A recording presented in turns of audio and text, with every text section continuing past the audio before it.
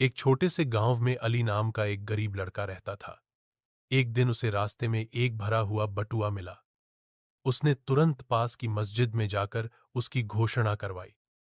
थोड़ी देर बाद एक बूढ़े आदमी ने आकर अपना बटुआ पहचान लिया।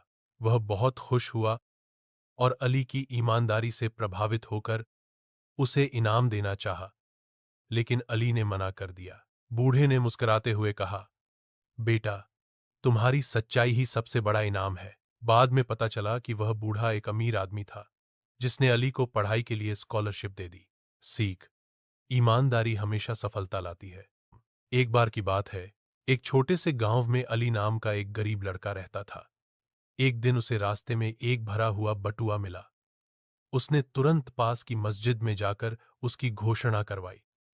थोड़ी देर बाद एक बूढ़े आदमी ने आकर अपना बटुआ पहचान लिया। वह बहुत खुश हुआ और अली की ईमानदारी से प्रभावित होकर उसे इनाम देना चाहा, लेकिन अली ने मना कर दिया।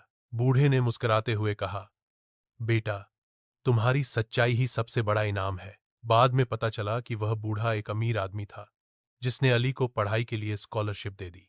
सीख: ईमानदारी हमेशा सफलता लाती है।